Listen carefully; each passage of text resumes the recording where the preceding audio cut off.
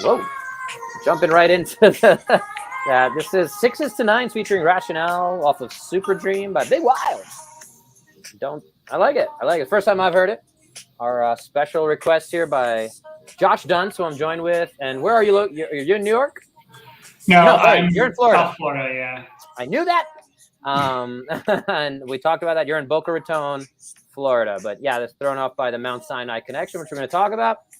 I like this song. I'm grooving with it. Feeling good. Yeah, I the want to whole have. album's really good. Check it out. Reminds me of a lot of other kind of stuff I always have in like a playlist. So I'm gonna definitely appreciate you putting me onto that. That's why I do that. That's why I like asking random questions like that. That's why I love having this podcast. And for anyone jumping in, welcome to Bono's Health. And health is one of the main things we're talking about here with Josh Duntz, who's talking about breath.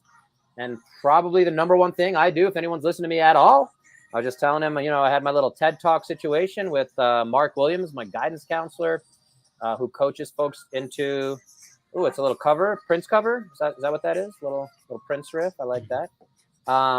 But yeah, the number one thing we do, I do with a lot of folks, and just the breathing piece. You've talked about it. I don't want to take your thunder. I'm going to let you expand on a little more, but just putting one hand on your chest, one hand on your belly, and taking some deep breaths in and out, and seeing if you're breathing more with your chest or your belly. That's where I start with almost every human I have in front of me.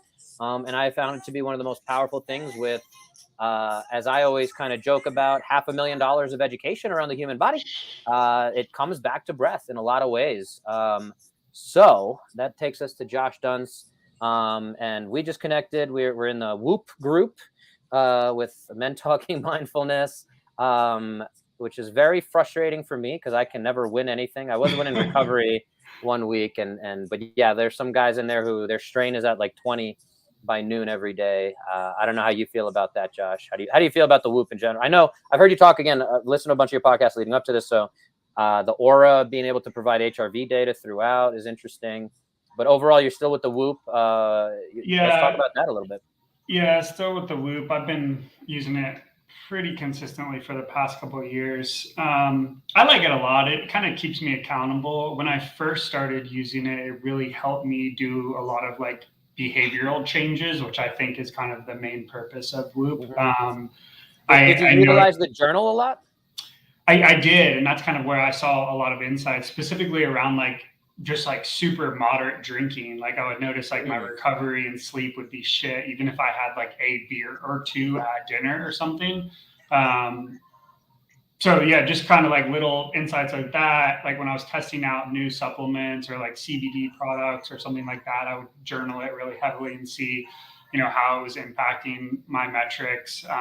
Sauna and cold tub, kind of like anything new I was adding into my routine. I wanted to see how it was affecting kind of my overall fitness or performance levels. And it's a great tool for that. Yeah, I love it. Yeah, and if anyone out there has questions or wants to get introduced to the Whoop, I have a couple videos on my channels.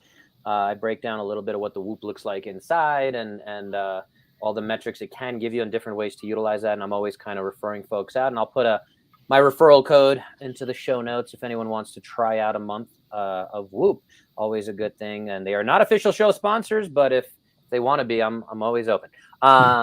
So let's go back a little bit more. Again, I listened to a bunch of your stuff. I wanted to just kind of summarize, because I'm sure you've told the story a bunch, but let's just talk about some of those highlights.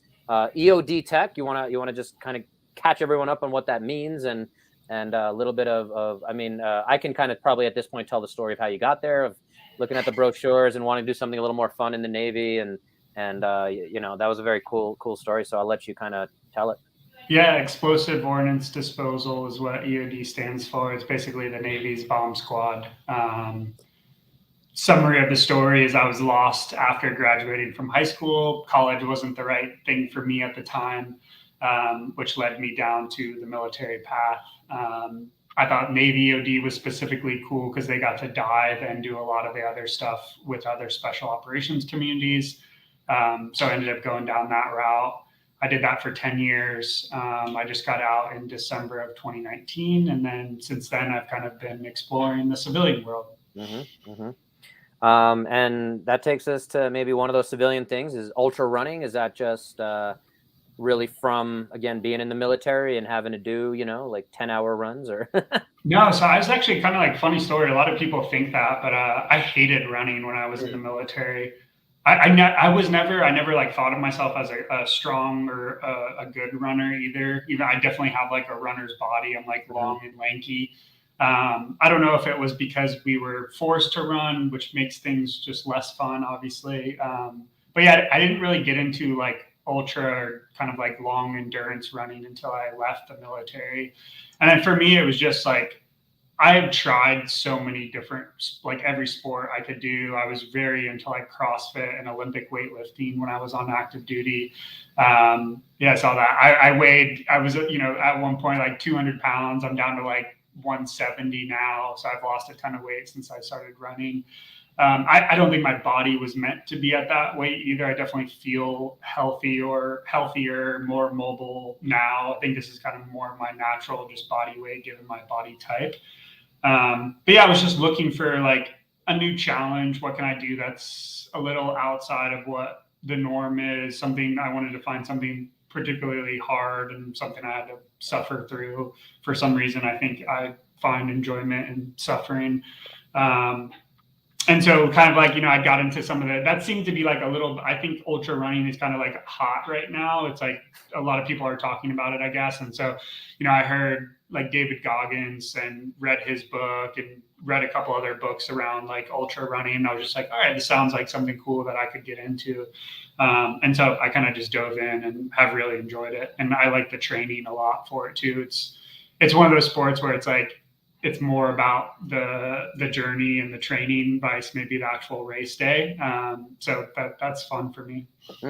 And just to be clear, and again, I'm somewhat familiar, obviously, with what it is. And I mean, some people hear that and think 100-mile races, but technically the definition of ultra running, to my understanding, is anything above 26.2 miles. Yeah, marathon. I believe that's technically, I think the shortest like ultra runs or races I've seen have been 50K, which is like 32 miles or something like that. I believe it's 31, okay. 3.1, and then 10K or 100K would be 62. Okay. So that's the fun. Yeah, I do know those conversions for many different reasons, but yeah. So that was the first. I'm very new into the sport. This year is kind of like when I first did my first couple of races. I started off with a 50K earlier this year, and then I just did my first 50-mile race, and then I'm gonna do another 50-mile race in December.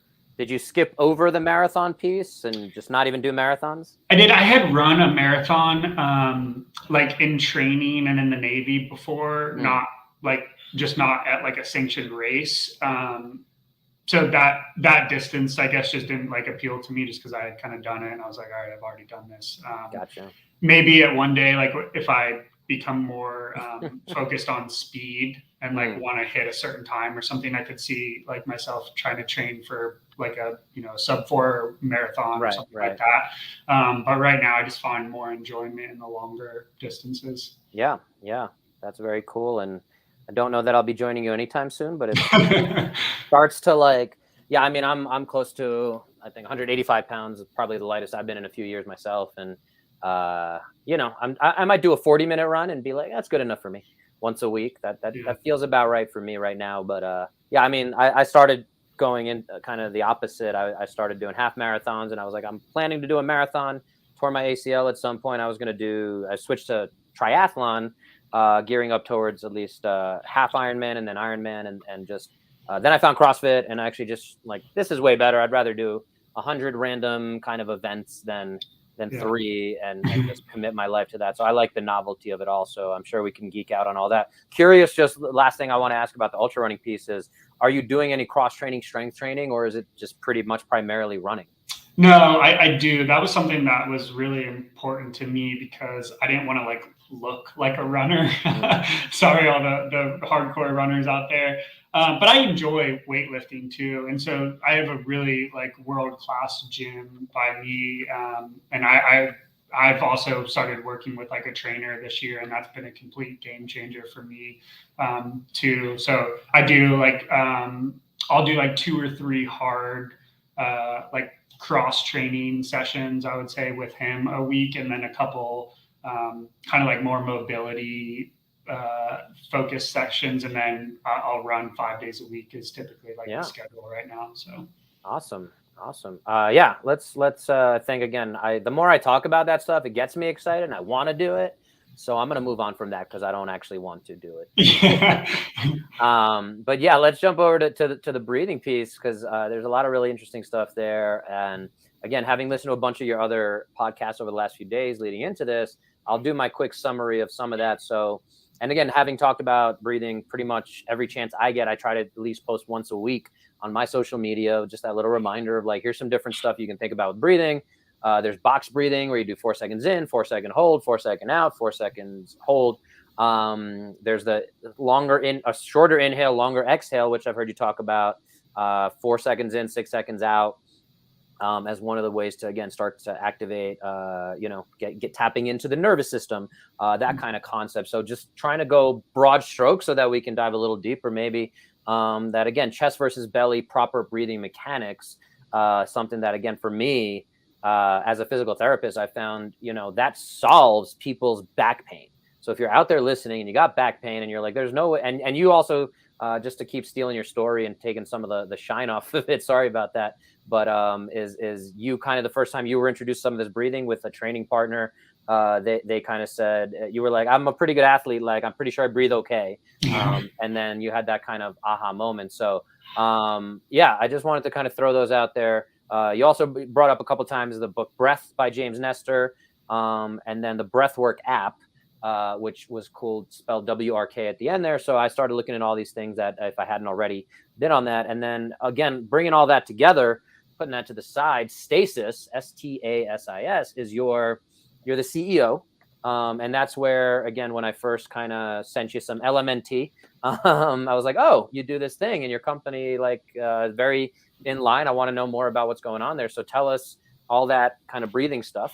Tell us about Stasis, and I know it kind of came out of long COVID and putting those pieces together. So, yeah, Stasis was born originally when I was still on active duty, a couple months before I got out, and it's kind of gone a completely different direction from where we thought it was going to go. Like my intention was to work with mainly like military personnel and like athletes.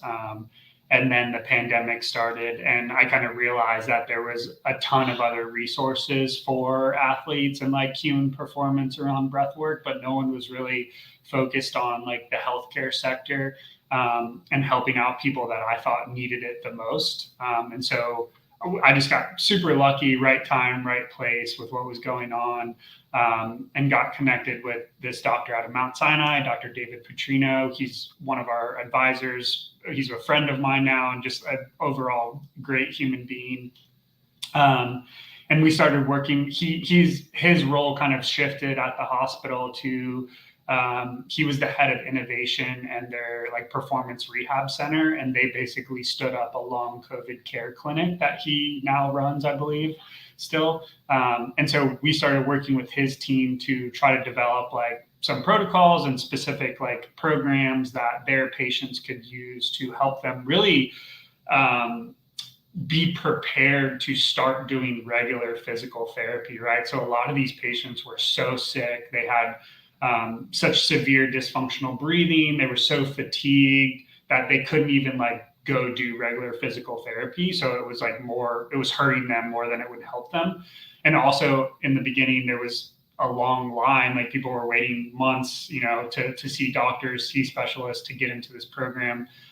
So we kind of developed a breathing program that they could start to do from day one. That way, hopefully, come time when they start to see their physical therapist, they were in a much better place and could actually get something out of like some more traditional rehab methods. And so that's kind of where we've been for the past 2 years now. We've worked with like thousands of patients all across the country, overseas, Canada, Australia, a lot of the UK too. And so, yeah, it's been super cool. It's been super exciting. I've got to learn so much about like the healthcare industry. And I know you and I talked a little bit about how there's a lot of like broken things around the healthcare system. Yeah. But what was really cool for me to see was during this time period, how open these physical therapists and doctors were to a new kind of like new agey, right, type method to help their patients. And they were super open about like, hey, we don't have the education that you have. Like, what do you think is best? And it was, I still have like crazy imposter syndrome because like I don't have a traditional healthcare background. So for them to kind of be open to listening to me and like, you know, letting me come in and like them trusting me to work with their patients was a big deal, I thought. And now seeing like where it's gone in the past couple of years and like how much it's grown and where it's going, it's just amazing that I see changes in the healthcare system that like we all want to see. And so unfortunately it probably caused the pandemic, like the pandemic caused that to happen. But I think that's what we see, you know, generally in industry. It's always takes some catastrophic event to kind of blow shit up before you can start to build it back up, right, a new way. So it's been a interesting process to see for sure. Yeah, and I think I heard you allude to the fact that there's not a lot of money to be made with breathing, and if breathing's coming in as an alternative to opioids, there's a lot of money to be lost by a lot of people. So, you know, it's needs to be put out there. I think that if we're trying to demand better from the healthcare system, there's a lot of reasons why a lot of physical therapists and even respiratory therapists are just disconnected from the right way to breathe. Yeah, and there's just a lot here where, again, it's crazy for me to still have to, you know, I would say 9 out of 10 people that come into my doors for physical therapy, whether it's back pain, shoulder pain, whatever, neck pain, especially, are just breathing the wrong way. And again, I think I've heard you say it would take 23,000 breaths a day. I feel like you know, it was really cool listening to your podcast because I'm like, oh, this is the same stuff I say 9 out of 10 of the people I see. And you know, it's, if you're taking 23,000 breaths a day, or if you have a rock in one shoe and you keep walking, and it's going to eventually lead to something happening with, you know, breaking down your foot. And if you're also breathing, if anyone's watching on video, I'm just, you know, elevating my backup muscles of breathing, and they're not supposed to be there. And that's also living in fight or flight. We all are living in anxiety, and there's recessions, and there's financials, and there's politics, and we get caught up with all of it, and there's COVIDs. And so, yeah, it's been very cool to hear that. It's very cool to see these things emerge. Again, I've heard you talk about Wim Hof.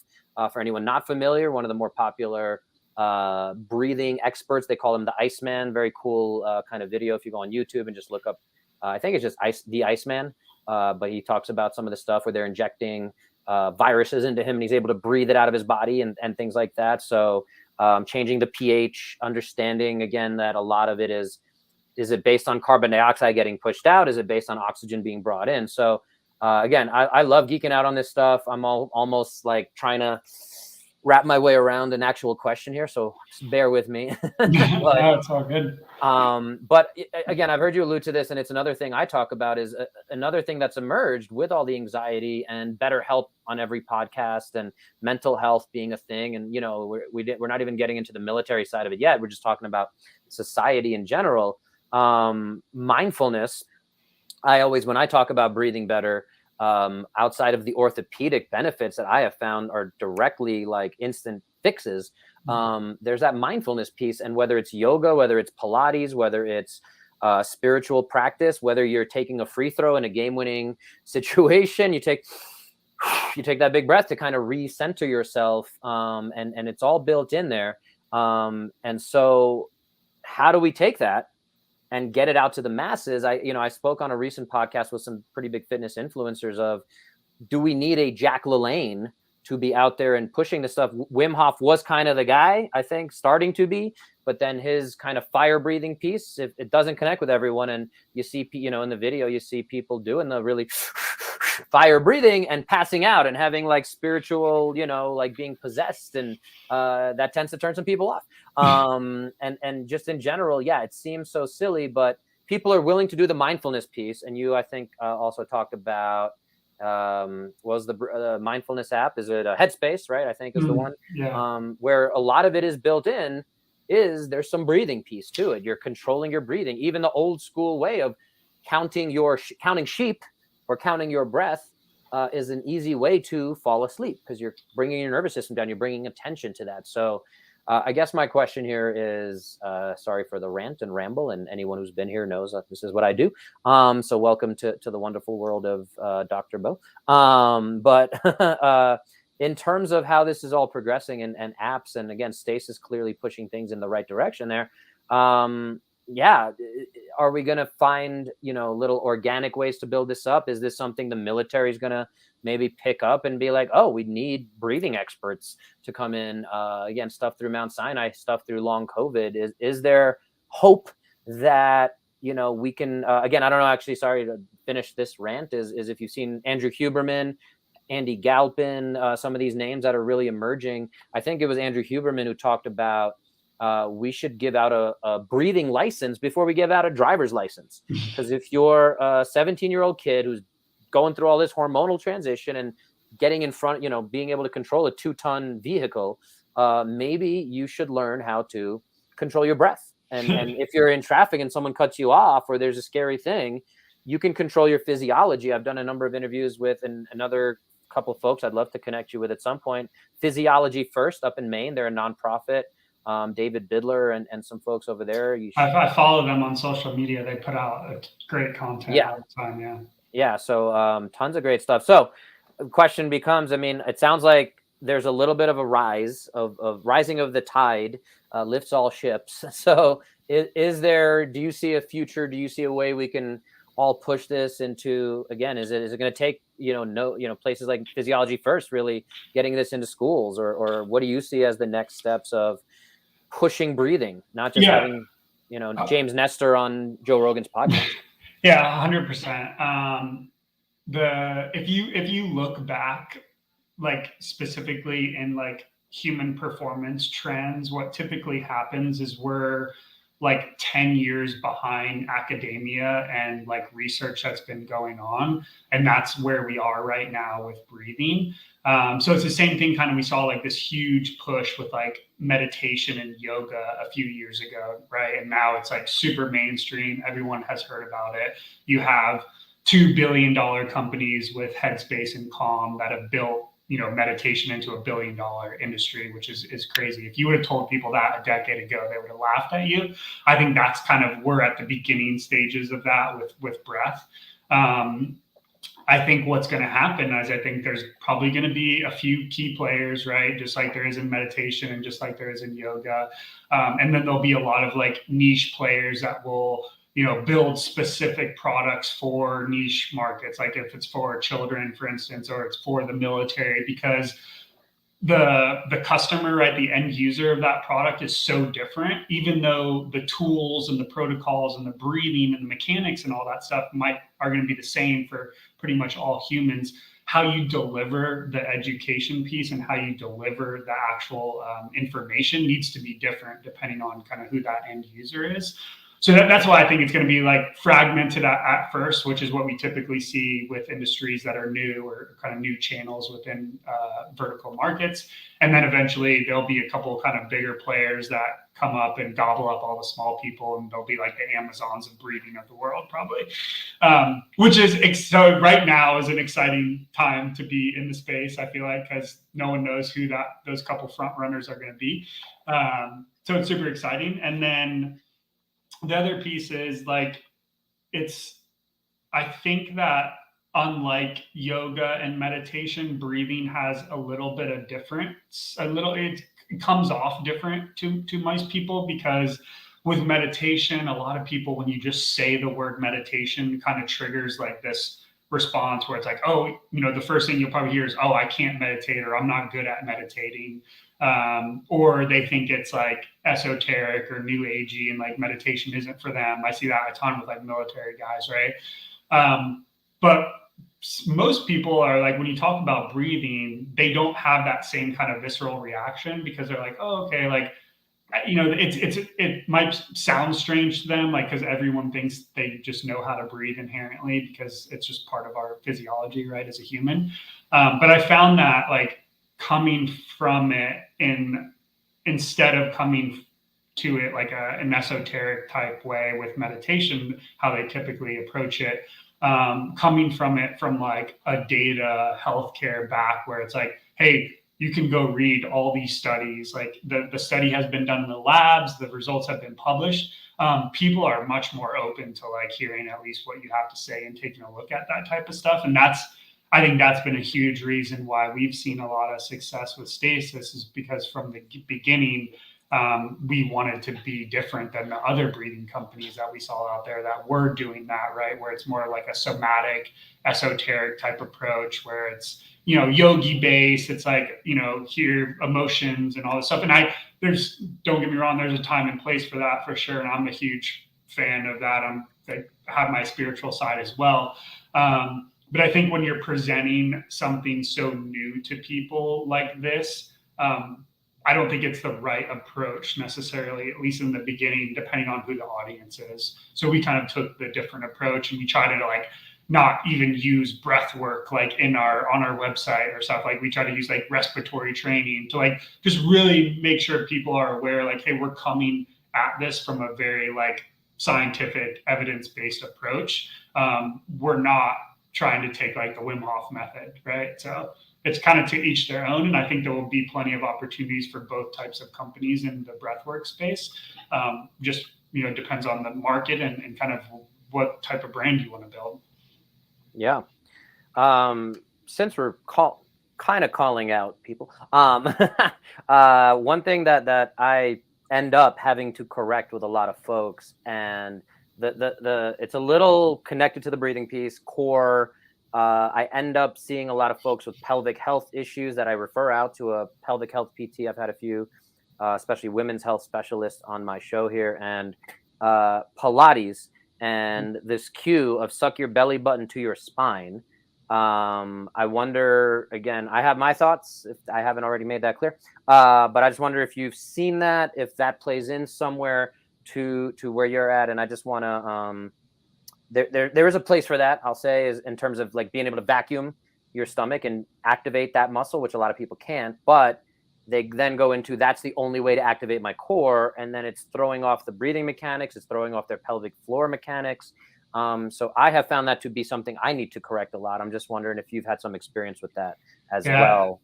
I've seen that a lot too, more specifically with males, right? Just because I think most males naturally suck their gut in just because they want to have like a rock hard six pack all the time, right? I find myself doing it a lot when I'm just sitting at my desk. Like I naturally just tend to like tighten up my stomach a little bit. So I kind of have to remember to relax.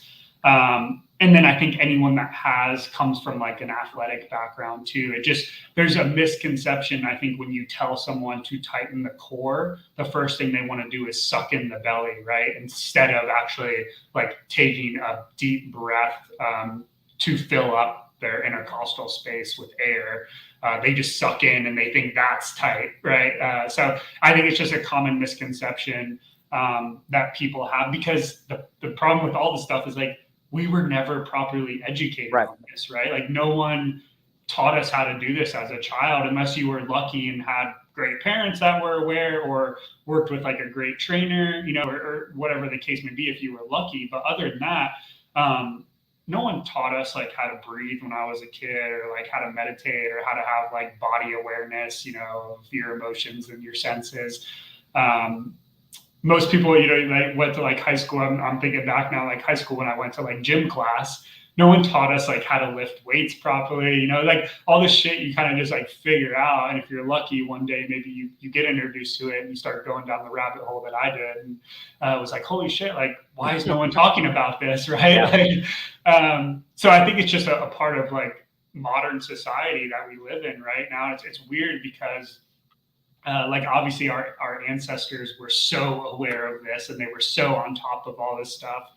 And through distractions and technology and whatever the case may be, over the centuries, we've gotten away from the basic of the basic, which is how to breathe, right?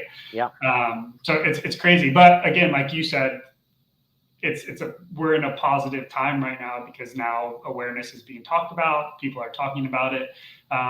And more education and content is out there for people to go find and kind of, you know, decide what is right for them and how they can implement it into their lives. So if there's, again, you have to burn it down before you can build it back up. Yeah. Yeah, and I'll share that I was pretty lucky. Our high school football coach, who was a mean man, was also the chorus instructor. So he understood diaphragmatic breathing Mhm. and how to, again, engage that. So he actually taught us that on the football field. So pretty unique place to be there. We did have some weightlifting things looking back that were just not great.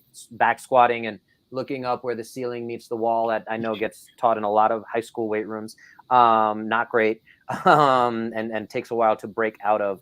And then, but yes, we did. Any performer, singer, anyone speaks for a living, I think, should figure out how to breathe properly and get the most out of that Yeah. diaphragmatic kind of concept. But there's still so much nuance and specificity to that. So I do want to shout out Coach Debo, Brooklyn Tech. Shout out. I did have two things I wanted to jump over to, but I had a very specific question from a friend of mine who he's a cyclist and he geeks out on a lot of this stuff. So his question is, what do you think of nasally derived nitric oxide on sports performance versus nitric oxide supplementation, such as beet powder or juice? I have my thoughts, but I'll let you take that. I think there's probably a time and place for both. For like a high performing athlete, most people want to get the most out of their body they can, and then supplement maybe where they're missing. So that would be kind of my 2 cents. There's a lot of Patrick McCown from Oxygen Advantage talks a lot about NO2 production in the nasal cavities and like some warm up methods. Specifically, like one is like it's like a high altitude simulation that you can do with breath work that stimulates a ton of NO2. I do this sometimes before my runs, and I actually notice there's like very few things I feel like that you do, whether it's supplements or kind of like warm up, cool down routines, where you can actually like notice a difference in your training. This is one of the things that I've always noticed a huge difference when I actually do before. It only takes 5 or 10 minutes to do. And basically what you do is like on a breath hold. So after an exhale with empty lungs, you can either walk in place or, take a trot down the road. The easiest thing to do is you'll want to monitor, like if you have a SpO2 measurement. So like one of those finger things that you throw on your finger, and get your SpO2 below 85% just for a very short amount of time. That'll kind of release a ton of red blood cells into your body. Also, you're building up a lot of NO2 during that time. So that's a great, like especially for cyclists or any endurance like athletes to do before they start their workout. You could also do this like on the bike, right? Like if you're warming up for 10 or 15 minutes on the bike before you get in, you can hold your breath while you're actually cycling, and that'll help you drop. A lot of people have trouble actually getting to like that 85% because it's uncomfortable, right? Like you're kind of going hypoxic a little bit. So be cautious of doing that, right? If you're like on a road bike for the first time, there's traffic, you might want to like practice a little or play with it at the house just to be in a more safe environment. But yeah, I'm a huge fan of that. I think there's a lot of good benefits that come out to it. I don't have as much research or background in like the beats. I know there's a lot of like natural things that you can do to increase. I don't know what the data or the science says around that stuff, but again, if you're looking for maybe like an extra 0.5% increase in performance, there might be some validity to that as well too. Yeah, my experience with the research specifically around beet powder, those kind of supplements, is you need to take like a human body size worth of beets which seems to, if you do it with actual beets. I remember learning about this maybe around 2010, and this, the research has been around for a while, and I think it was like a 100-meter sprinter or maybe like a 1 mile Olympian or something. And you could see he must have just super dosed beets. And they have the photo with like red fluid flowing out of his shorts, and thinking it's blood, but it was like, no, he had like all the beets he could find. But he won, like he set a record. He just like peed himself of beets at the end. So yeah, some funny stuff there. So one of the other pieces of that is just the nasal breathing. And this is something I think, and I ironically talked about it with another couple that I interviewed a day or two ago, Kariana Anthes and Bill Anthes. He's a Green Beret. So they're doing stuff in Morristown, New Jersey, with between the ears, and they've shifted from like a CrossFit beat you down approach to more mindful, connect to your nervous system, kind of incorporating some of this breath work type stuff. And yeah, he said like the first time he just did nasal breathing only with like 7 wall balls, he nearly like nearly dying, where it's very hard to again, the physiology of it is it's very hard to release enough carbon dioxide, not just get enough oxygen in. Starting to understand that is a pretty big deal. So yeah, nasal breathing is something I incorporate with a lot of my training as well as with a lot of my clients. And so they start to inhale and exhale through the nose. I don't know if you've looked into the mechanics or play around with that. Of some people say it's okay to inhale through the nose and exhale through the mouth versus just in and out through the nose. And you'll even do the tape on the mouth kind of thing. So yeah, I don't know, nasal breathing in general, Yeah, it kind of defeats the purpose if you're exhaling through your mouth, because you're exhaling all the CO2 that you're trying to keep in your system to release more oxygen, plus the volume of air that you're going to release through your mouth vice your nose is almost double with every exhale. So again, there's a time and place, I think, for like breathing through your mouth. Typically, should be safe for high intensity work, where you just can't cycle enough CO2 through the nasal passages as you need to be. But I do like 90% of my runs are all nasal only. The only time I stray from that is, again, when I'm doing like high intensity interval work. But you can train. It's kind of crazy to see too. And it takes time for a lot of people. And I think they get away from it too soon, because it can be 6 to 8 weeks of like slow running or cycling or whatever piece of equipment you're doing through the nose before you actually start to notice a difference. So I would always advise people, like, you want to run probably like where your heart rate's in zone 2. So like most people below 145 beats per minute.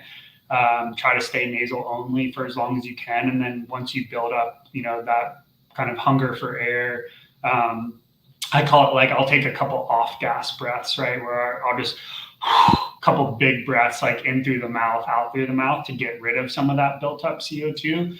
And then it'll be crazy how much of a difference you'll notice right away. And you can kind of go back to nasal breathing immediately after that. And you can do those kind of, off gassing breaths as much as you need to throughout your exercise, and just go back to nasal breathing as soon as possible after that.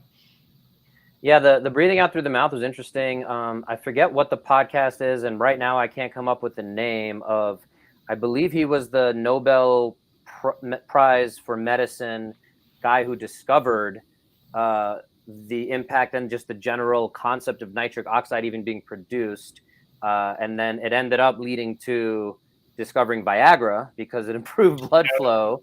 I forgot the guy's name. I don't know if you know it off the top of your head. I know the story. I can't remember his name, but I can't think of his name. I thought it was on Tim Ferriss' podcast. I was just trying to look while you were talking, so I couldn't find it though. But he, I think, was talking about the nitric oxide release, and it's still happening with in through the nose, out through the mouth. So again, it doesn't seem like that should work, but I was.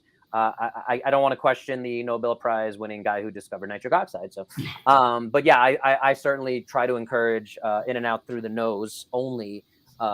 So that makes sense to me. So just glad we clarified that. But yes, if anyone thinks of that guy's name, I'm probably not going to look it up later, but maybe at some point. I had another question from my same cycling friend, Bill, and he was wondering, and him and I have gone back and forth on some of these, geeking out on some of these concepts. We're big fans of Dr. Peter Attia, and some of the stuff there. He talks a lot about zone 2 training. And again, I literally assessed my friend Bill here, and he had trouble accessing his belly breathing. And he's much more interested in performance, and he's a pretty high anxiety guy. I'm going to call you out, Bill. So he kept focusing on and when he does the kind of pre-warm up, getting the chest rising, and it does activate your nervous system, and it puts you in fight or flight. So his times are going to be better, theoretically. And he's noticed that, and he sticks to that. And he's like, I don't want to breathe in my belly. And I'm like, well, again, everything has its place and time. And, that's the conversation I try to have with him. But his other question was, we were talking about humming. And so are you familiar at all with the kind of some of the benefits and enhancement caused by humming? And that was something he was asking about. And just so we bring that up. Yes. Same thing with the nitric. I think it's like supposed to double, triple the amount of nitric oxide that's produced when you hum. On the exhale specifically is when you would do it.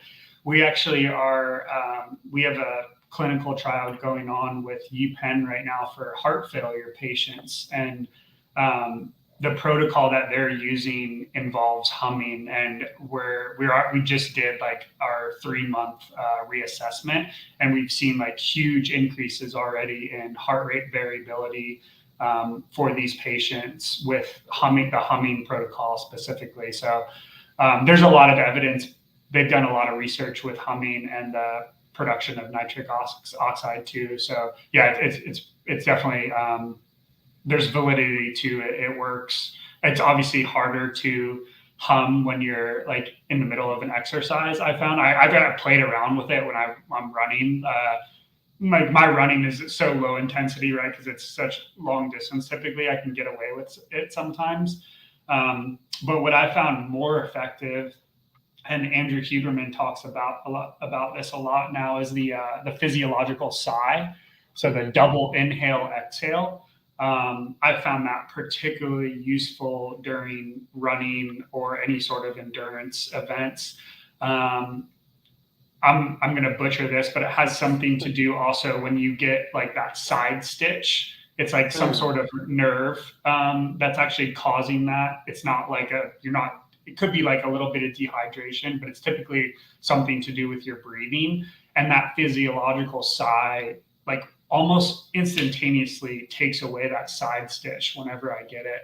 And it's the number one breathing protocol that you can use in real life to like instantly decrease anxiety or like a panic attack or anything like that.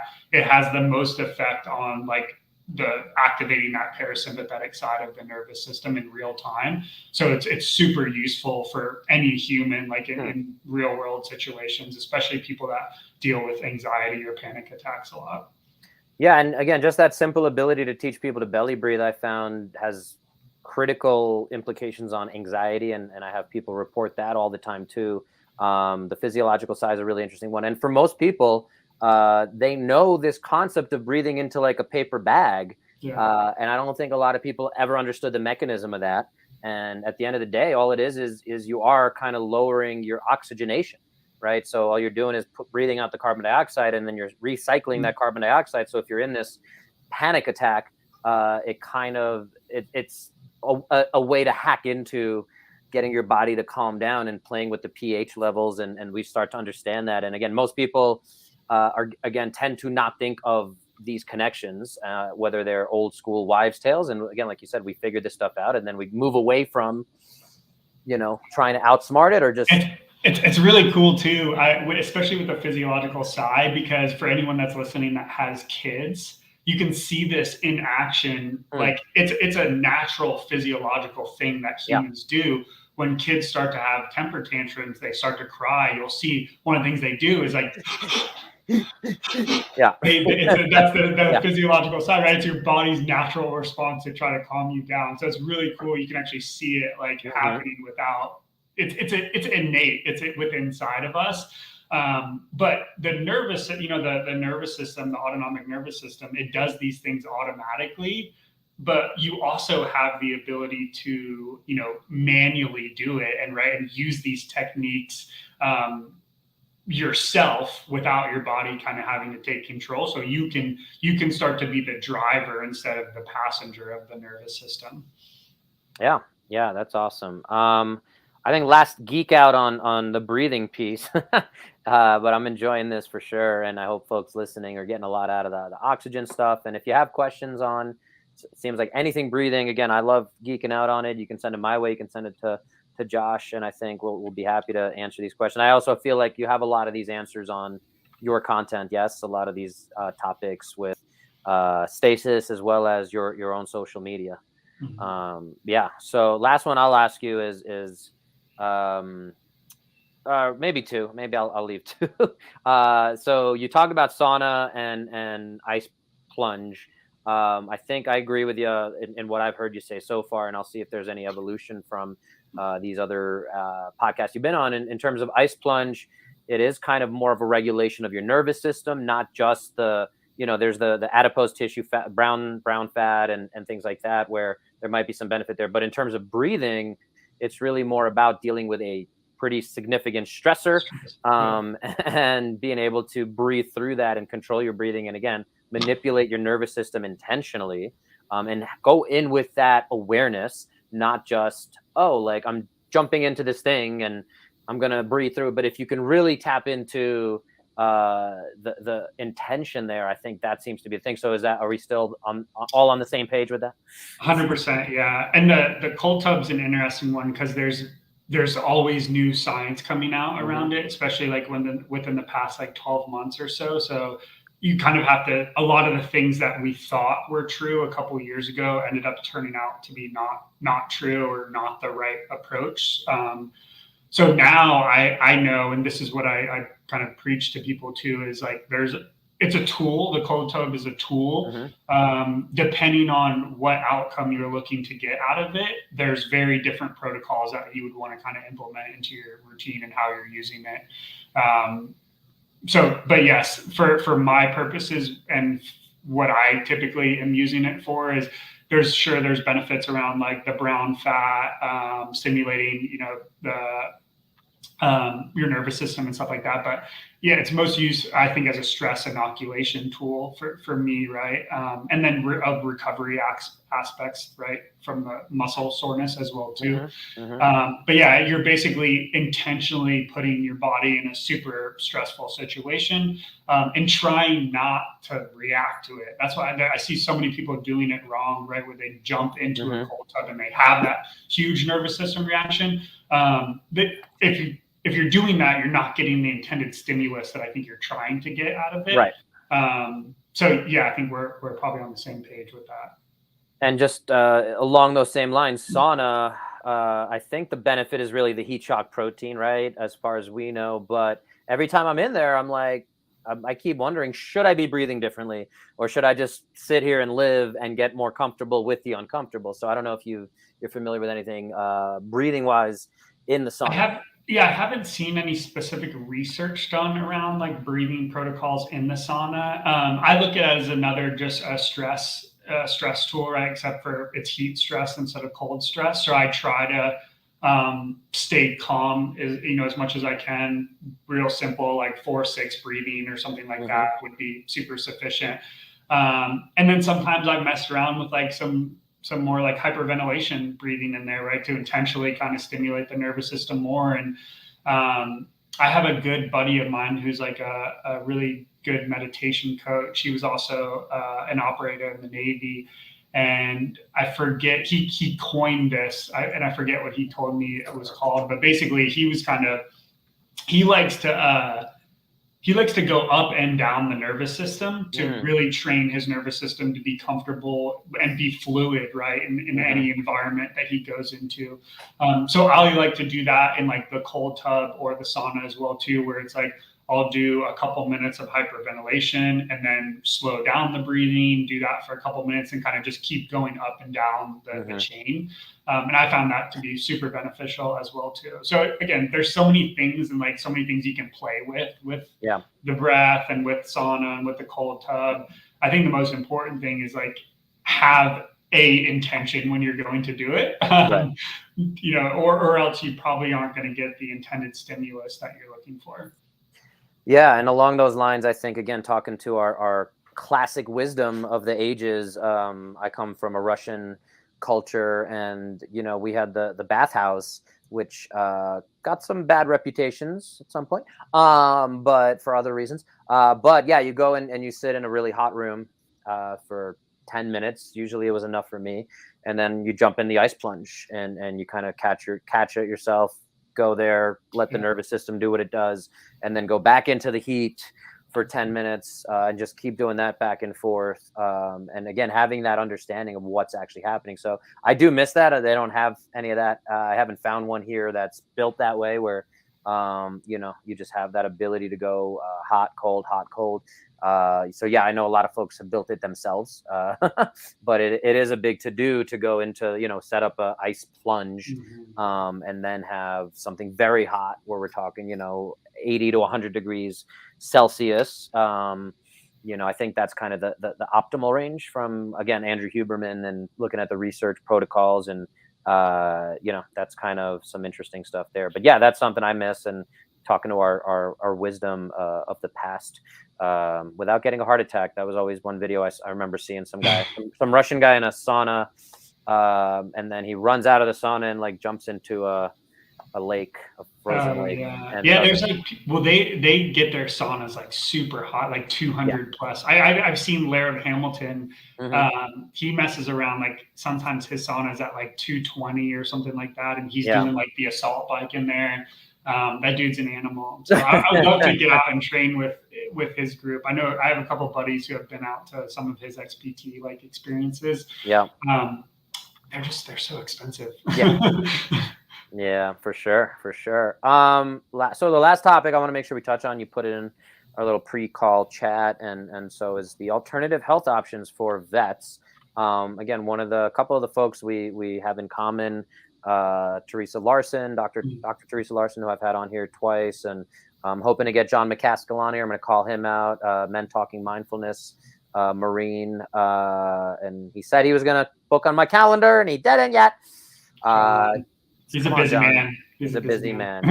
He's a busy man. We're trying to do it in person because he's about an hour south of where I'm at, maybe an hour and a half in Colorado Springs. So we were debating doing it in person. I think we were just settling on doing it online. But anyway, but yeah, in terms of the military vets, one of my best buddies here, who we climb with, he's a former Marine. He teaches Marines how to rock climb. He actually has a very similar kind of demeanor to you. You're kind of, I'm curious if anyone else picks up on, you're kind of a combination of two of the guests I've had on, but that's just me, whatever the way my brain works. But bringing it all back to alternative health options for vets, and kind of some of that stuff that's emerging. Would love to hear, obviously the breathing piece, and going into some of the psychedelics, if you're able to share with us what's going on there.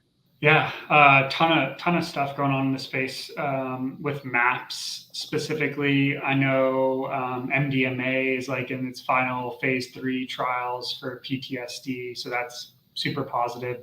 The results they've had, I think, have been like over 50% of people with like extreme PTSD that's been uncurable with any other treatments, have almost eliminated, I think, all of their symptoms after like one major treatment, which is kind of crazy.